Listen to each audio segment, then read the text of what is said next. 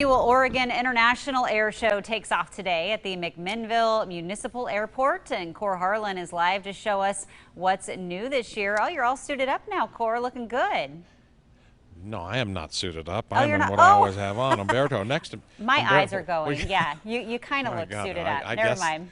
I guess they are. It's either that or wine morning, I guess, here. We're out at the hangar here at the at the McMinnville Municipal Airport. We're getting ready for the show this weekend. There are going to be a lot of Top Guns in the air, including the United States Air Force F-35A Lightning II, which we're not standing in front of this morning. We're standing actually in front of the P-51 Mustang, right? Okay, so this is Sergeant Humberto Morales. He's from Luke Air Force Base in Glendale, Arizona. Yes? Yes, sir.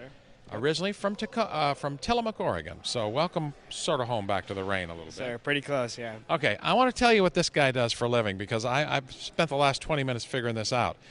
In this F-35, you are in charge of helmet, breathing, the flight suit, and all the rest of that. Now that seems like not a very complicated thing, but the more I talk to you, the more complicated these things appear to be to me, right? Yeah, right. It's very advanced tech. It's fifth generation fighter, so it's the latest and greatest that we have. Talk to me about the flight suit, for instance. So what is it? What's in a flight suit? You got to keep blood in your head. That's the biggest thing for a pilot, right? Yes, sir. So what you're talking about is the lower G garment. It's basically these pants that they fill up with air when the pilot's making turns, and what they do is they squeeze the lower extremities of the pilot. It's like a girdle on steroids, for a reference, I guess, Somewhat, right? Yeah, somewhat. Yeah, and it basically pushes the blood back up to the pilot's upper extremities, so he can pull G's for a longer period of time.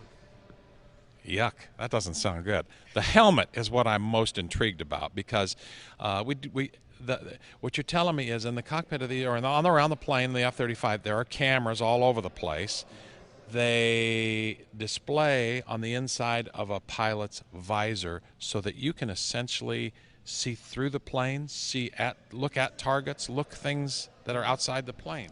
Yeah, so there's 6 cameras around the aircraft, and what they do is they all work together to like stitch a giant image for you. So it gives the pilot a giant 360 panoramic view all around him. So he's fully aware of what's around him at all times. They're able to look at other aircraft maybe that are on them, targets to shoot at, such like that, right? Look right behind him if he needs to. I mean, that is about as virtual reality, a crazy stuff as I have ever heard. Because I've been in those masks, right? The rats, and you like zombies in a mine shaft or something, right? This is the same sort of technology on the inside of that visor, maybe, huh? Yeah, maybe a little better technology. Probably pretty close, yeah. I mean, it's all distributed onto your visor, so you're looking at your visor and you can see a lot of that information. You don't have to look down into your cockpit. So you don't really have much action with the cockpit, and you can't you have a hard time flying the plane without the helmet, without the visor, right? Yeah, I mean the visor's an integral part to the system. So the pilots, they work with it. They know how to use it, and it's a very useful tool for sure. So Jenny, don't ever rap on your kids for getting too hung up on the virtual reality places that they spend all this time at, and they want to get under the virtual reality hood because it does have some real life applications in the United States Air Force. The latest generation of these helmets employs and uses a lot of that technology to give this pilot of this aircraft just about a see-through version of whatever he's flying over and around and all the rest of that. Humberto, thank you very much. Appreciate it. Good luck and have a good time this weekend at the air show. That is fascinating to me, really, that the visor, the inside of that visor is such a key component of flying one of these aircraft. Gives you an idea how much technology is built into these aircraft. Yeah, well, what did you say? It's like zombies in a mine shaft, I think is your analogy you used. Well, it's zombies in the mine shaft. Yeah, that's the closest. Remember the virtual reality place downtown? They have it for Halloween. The zombies in the mine shaft. Well, the same technology gives you a vision of what you're flying over, what you're flying around, things you're aiming at. All the rest of that's pretty. No zombies, probably. I'm guessing. Probably not. No. But Air Force has a no zombies shooting policy. I mean, if they saw them, they might shoot them. I don't know. But okay. Jenny wants you to reconsider that policy. She doesn't like zombies.